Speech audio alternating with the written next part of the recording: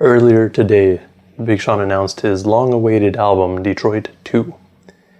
And not necessarily to accompany it, it was more that Hit Boy, I think, posted something about it, and Big Sean's like, hey, we should drop that track. So, he dropped the track. So this track is Deep Reverence, featuring Nipsey Hussle. And I think this track originally was teased on Hit Boy's IG Live at some point, so people have been waiting for this. Anyways, let's go bar for bar and break down these lyrics. So it starts off with Nipsey's verse. Fuck rap, I'm a street legend. Block love me with a deep reverence. I was birthed in a C-section. Hella cops and police presence. We got ops, so we keep weapons. We on y'all block while you eat breakfast. A lot of shots, we broke records. Watch how you talk, I got reflexes watching you cheap necklace. Then we slide out the east exit, but every time we go get to fucking dues up, TMZ catch it. Yeah, I still learn to read lessons. From the mastermind, first you gotta master grind, then your team catch it. This time for the money, I don't need credit, but I'm the Don cause the street said it. Look, so Nipsey's verse is really short, but there's a few things to talk about. So first, I should have said it before, but reverence is like a deep respect for people. So deep respect. Anyways, it's just basically a way to show a lot of respect. And considering Nipsey's on this song, it's really just kind of like Big Sean showing respect to Nipsey, which I think every rapper at this point is showing some sort of respect to Nipsey for what he's done. Then he said, I was birthed in a C-section. So C-section is just like another way to give birth. Sometimes there's complications and you can't do it naturally, or if it's better for the mom and the baby, they do it that way. But he uses it here as a reference to the Crip life, essentially. Like, he was born in a Crip section. We on y'all block while y'all eat breakfast. A lot of shots, we broke street records. So this could be directly related to gang life. Like, they always on the block. They always out, especially, and they gotta get out early. And they break street records, like whatever be happening on the streets, they break those records. But the way I took it, like alternatively being, is he's on the block before y'all eat breakfast, or while y'all eat breakfast, which is kind of like talking about Nipsey and his hustle. So if you all know, he used to be just slanging tapes. So like, I think the game has a story where he was just kind of riding through the city and he got to a stoplight and Nipsey just kind of went up to his car and was giving him his tape basically. And that's just kind of one thing he did. And he broke street records, which is like, remember that tape that he had that sold for like $1,000 each? Like that's a record. Like you can't do that. Like no one does that anymore. But every time we get to fucking dues up, TMZ catch it. That is a direct reference to when you just slapped the shit out of that one dude outside of the, I believe it was the MTV Awards. It was just hilarious. Especially to see it later on and like other people like outside of this, like the hip hop world talking about it. From the mastermind, first you master grind, then your team catch it. I don't know if he's saying that he's the mastermind or he's talking about like an elder, I guess. But basically, the mastermind is teaching you how to master your grind. And then by you mastering your grind, the rest of your crew is going to catch it. Like they're going to learn how to do what you're doing. And then he says, but I'm the Don, but because the streets said it. So the Don in rap connotation is kind of like that dude, or he's like a gangster or something like that. So he's that dude because the streets said it. He didn't put it upon himself. Like he's not trying to be fake or nothing. He is that dude because that's what the streets are saying. This then goes into the chorus, which really just repeats part of Nipsey's verse, but I'll repeat it anyway. Fuck rap, I'm a street legend, but I'm the Don because the streets said it. Block love me with a deep reverence, but I'm the Don because the streets said it. And that one's pretty straightforward. I mean, it just kind of reiterates what he said earlier in his verse. This then goes into Big Sean's verse, which is pretty long, so I'm breaking it into 3 parts, and it works out because there's a decent pause whenever he's rapping, so it works out. He goes, and I got pressure on me, 7 days a week, it's game 7 on me. Life will test you out, and you'll live through that, that's a testimony. Giving them hell, but how in the hell I got all these blessings on me. Most of the girls I know addicted to social media, all the time they put in, they could have wrote encyclopedias. Mama said it only takes one time to fuck up your whole Wikipedia, and as your son, I can see the type of light you see in me. After what happened to Nipsey, I reached out to Kendrick. It wasn't even no real issues there to begin with. Lack of communication and wrong information from people fueled by their ego, like mixing flames with diesel. Energy crazy, I realized it's a two-way street. What's coming is going. If it don't give you more, it drains you. Should be a billionaire based on the time off I'm not taking. Probably why this shit with me get crazy and we lost a baby. This section is kind of talking about like some of the things that has been happening around him and to him personally, and him showing respect for it. And that's kind of like his whole verse, but starting off with this section. And I got pressure on me 7 days a week, it's game 7 on me. He's just constant, like he feels like he has this kind of pressure on him at all times, basically. Life will test you out, he'll live through that, that's the testimony. So life is gonna keep throwing stuff at you and you'll live through it. And you living through it is the testimony. Most of the girls I know addicted to social media all the time. They could have wrote encyclopedias. Mama said it only take one time to fuck up your whole Wikipedia. The social media line is really, I feel, just him trying to make that rhyme work. Because I don't think it's just girls. You see a bunch of people on social media, but it could just be him talking about how there's a bunch of IG models out there now. Just kind of all of a sudden, and they all model Fashion Nova or something like that. They could have wrote encyclopedias. So basically saying some people are spending a lot of time doing nothing, and in that time they could have written a lot of stuff and like given some knowledge. Mama said it'd only take one time to fuck up your whole Wikipedia. So I mean, everyone's Wikipedia page can be edited at any time, but it's always being verified and shit. But the point is, he's saying, yo, one misstep can just mess up your whole career. Like, he's using Wikipedia in a way, because Wikipedia is like your whole biography, basically. So everything you've done is on Wikipedia. So when you have that, it's like a big draw and like a big negative thing. And it could also just be kind of like it's like your record. Like when you're in school, like if you get suspended, that's on your permanent record. So one misstep is always gonna follow you, especially when you're someone like Big Sean. After what happened to Nipsey, I reached out to Kendrick. The whole Kendrick beef doesn't make any sense because it's not really a beef, I don't think. I think it was just people not understanding what it was. I don't even really know why people thought of it. It's probably just because of the Control verse that he put out. And then I think it was also the Humble track that Kendrick put out where he's saying little bitch, kind of in the way that Big Sean would say it.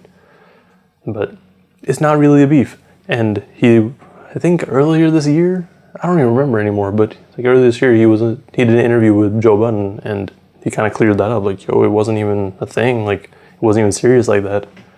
But like, he had to kind of verify, like, yo, let me make sure that there's no actual beef. Like, he didn't want that. And he says he did this after what happened to Nipsey because he respects Nipsey and he respects Kendrick. He doesn't want any sort of bad blood to come between them. And unfortunately, if one of them were to pass away, like, he doesn't want to live with that sort of negativity looming over him. And yeah, it's just like a lack of communication, basically. I think it's less on their end because it really didn't seem like a huge deal, but it's more of like the lack of communication from Big Sean to everyone else, it seems like. Energy crazy, I realize it's a two-way street. What's coming is going. If it don't give you more, it drains you. Basically, life is a two-way street. Like, you give and you take. And it's not just life, it's like any sort of relationship. There's always give and take. Like, you don't want to just keep taking, you want to give some too. You know, like, you don't want to be giving so much that you get drained. Like, you want to have that equal return, essentially. And then he reveals at the end of that part that it seems like him and Janae Aiko had a miscarriage. And that's the first that really anyone's heard of it. So it's a huge thing to say just on a single. Then goes into the rest of his verse. Well, the second part of his verse before I cut it off again. And everybody around me think I'm the one, but we all just one of ones. And I'm walking out the crib. They asking me where I'm going. I told them I'm going on another 10-year run. Dudes is banging over blocks that they don't own, thinking that's home. Boy, you think that's where you're from? You don't really know where you're from. You don't know how deep your roots is or what your ancestors had done.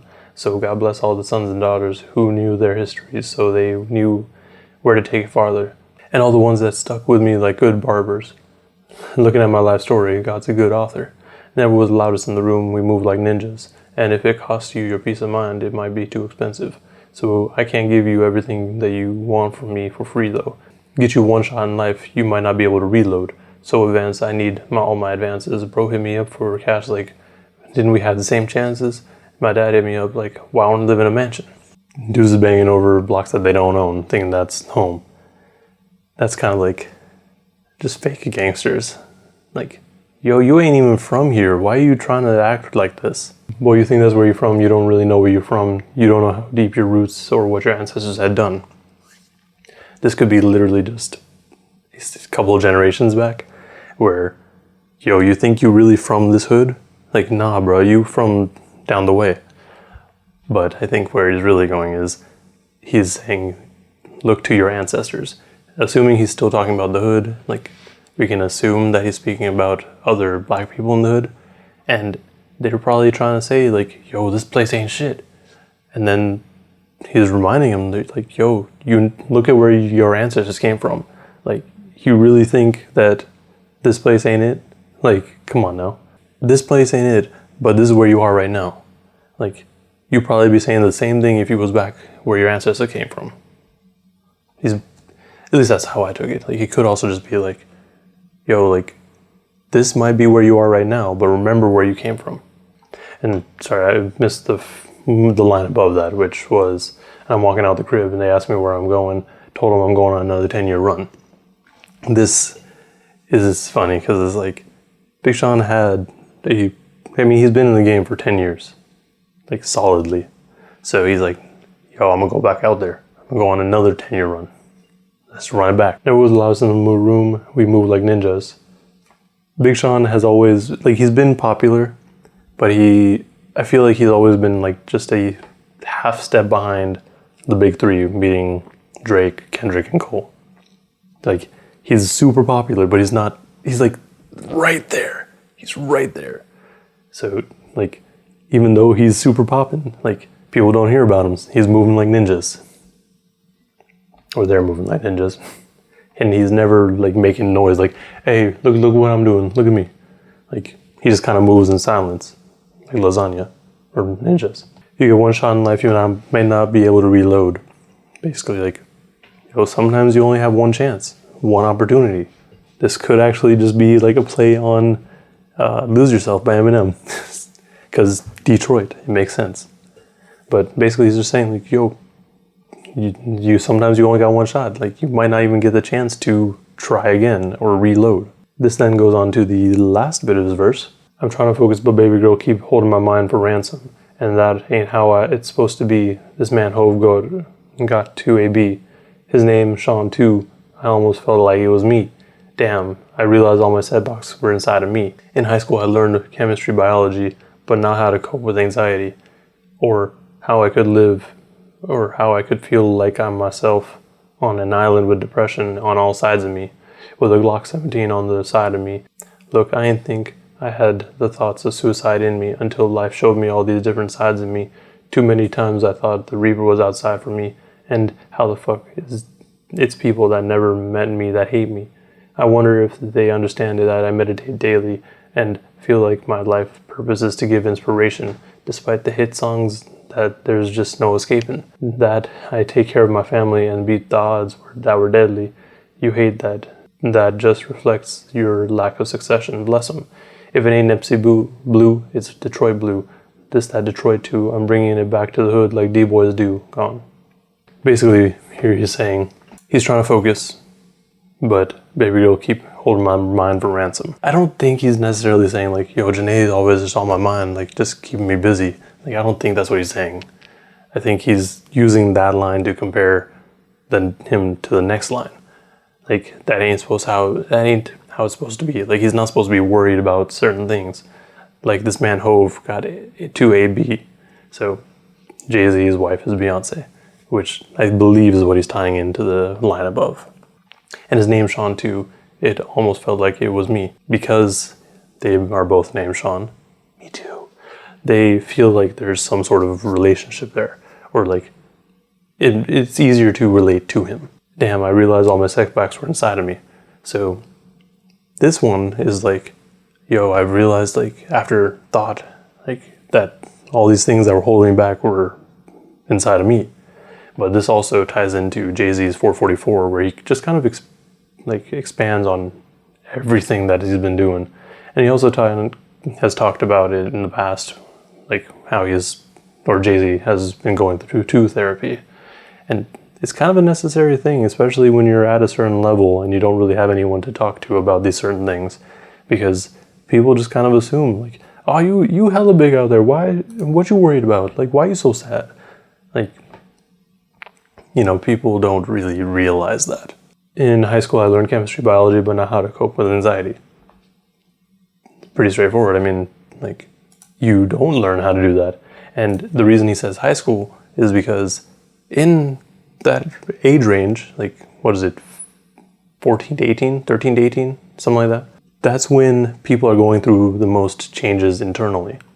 And that is also a time where there's a lot of stress on you, because most people are like, yo, I need to get to college, I need to get to college, I need to get to like college so I can get like this great job and support everyone, and myself especially. But all he really learned in high school was the subjects. He didn't really learn how to deal with his emotions. And in part, that kind of like messes you up more than just emotionally. Like, there's more things that you don't really understand. It's kind of just way back in the back of your head. Like, the setbacks, like those setbacks are inside of you because you don't know how to deal with them, or you don't even know that they're there. And that actually goes into the line where he says, look, I didn't think I had the thought of suicide in me. You don't realize that these things are there until like you start to analyze it, or it just kind of appears one day and you're just like, oh damn, that's real. Like, okay, damn, I should probably figure something out. Or until life showed me all these different sides of me. He's like, okay, I've gotten to the point where I've finally experienced this, and I guess I didn't realize it was inside of me until these things occurred around me, or to me. Too many times I thought the Reaper was outside for me, and now the fuck it's people that never met me that hate me. The Reaper outside, I think what he's saying there is like, he's kind of paranoid. He's concerned that people are always out to get him, which I don't think would be the case, because I'm sure Sean has bodyguards. But, like, you're still going to be concerned. You never know when someone's going to come up and just try to off you. And then how the fuck is people that never met me that hate me? I think this is him talking about people online, where most people online haven't met him. So why are you hating on him? It's kind of like the same thing where people are like, oh, J. Cole makes me go to sleep. Like, people just be hating on Big Sean without really getting to know him. Most of the time, haters only listen to one song and they just associate you with that one song, and they're like, nah, this is trash. I ain't fucking with it. And I wonder if they understand that I meditate daily and that I feel like my life purpose is to give inspiration despite the hit songs that there's just no escaping. He's again referring to those people that don't know him, that are hating, saying like, yo, do you even know what I'm about? Like, I meditate, yo. And that he feels that he's put here to give inspiration to people. That makes sense, because as an artist, you put your art out there for people to really, well, one, understand you, but also to feel some sort of emotion. And I mean, inspiration kind of is an emotion, so that makes sense. Despite the hit songs there's just no escaping. So this is him referencing, again, the people who are hating, and they probably just be hating because they're like, man, Big Sean only be making these pop songs. Like, they don't understand that he has a whole nother catalog aside from these pop songs that's just kind of buried in his albums, because like, he does these songs for the money. Like, he understands like that he has to have some sort of balance, especially if you're like at that high level. Like, you have to find some way to like balance your lyricism and your content with the pop stuff. And I think that's about all I got for this track. Like, the song wasn't crazy hard to decipher, but kind of the way that Big Sean was rapping makes it kind of hard to really pick out what he's saying when you listen to it the first couple of times, because he does go into that double time flow, and he does have that flow that just keeps on going. So it does get a bit difficult to decipher what he's saying. So when you actually go through and read it, it's like, oh, okay, that's what he's really getting at. And this song is really just about, respect. The first verse is pretty straightforward. Nipsey is talking about the respect that he's getting. Like, people respect him. And he has never said, yo, you need to respect me or nothing. It's because of his actions that people respect him. And he's that dude because people respect him, and that, he's done stuff to earn that respect. Big Sean's verse is kind of like, it touches on a lot of things, like different forms of respect. So at first is him talking about Kendrick. He respects Kendrick and he doesn't want any sort of beef, whether or not it's legitimate or not, to kind of ruin that respect. Because if one of them were to pass away, they're just kind of left with like that beef. And that's their last memory. Like, most people want to kind of try to clear out any sort of differences they have between another, like before they pass away. Especially like in this industry where we have rappers just dying at random. And then with the second section, the other form of respect is him kind of like trying to gain respect. So him going on another 10-year run, he's like, I'm gonna try to do it again. Like, I'm trying to keep y'all's respect for another 10 years. And then he also just kind of talks about like the, I guess, lack of respect he has for some people by saying, yo, like, you do know where you came from? Like, you don't respect your ancestors. Why should I respect you, essentially? And he does the same thing with the line kind of earlier on about the social media and encyclopedias. And then he also says touches the lack of respect when his bro hit him for money. And he's like, yo, like, why? Like, he might respect his bro, but like, his bro also has to understand, like, you can't just hit me for money. And then in the third part, he kind of touches on basically like respecting himself. It sounds like he's, he didn't realize that he had all these things going on with him until they all kind of accumulated and it just hit him upside the head, basically. It feels like he needs, like, I need to respect myself more. And that's why he's meditating, to kind of center himself. And meditation is like a form of respect for yourself. Also touching on the people disrespecting him, this is also where he's saying, like, yo, why are these people hating me? Like, they don't even know me. They don't know what I'm about. You didn't even give me the chance to earn your respect. So, like, why? Where is this disconnect? Why are you hating on me? But yeah, I think that about wraps up my thoughts on it. This track was really good, though. It was engaging. I really enjoyed Big Sean's verse, especially, I always love Nipsey's verses. Like, that kind of goes without saying. Especially because he started off the track and basically started the chorus. So, that it was really good. And, it kind of, like I said, touches on a deep level of respect. And I feel like Big Sean had Nipsey on this because he wanted to kind of show respect. I don't know if it's like, or I don't think it was Big Sean that chose Nipsey specifically. It was more like Hit Boy had this Nipsey track or a verse and Big Sean just got on it. It's fine though. Like, that doesn't take anything away from it. What Big Sean did here was basically show respect to Nipsey by rapping after him, first of all, but also just like talking about all forms of respect, and which really just expanded on what Nipsey's verse was about. Anyways, let me know in the comments below what your interpretations of these lyrics are. There's a very good chance that I missed something entirely, so please let me know what I missed or if I misinterpreted anything. And also remember to like and subscribe if you want to see more breakdowns like this. I guess you guys are going to get 3 of them this week. There's this one. There's going to be that Locksmith track with Crooked Eye tomorrow. And then there's going to be the Black Thought track, Good Morning, on Friday. So be ready.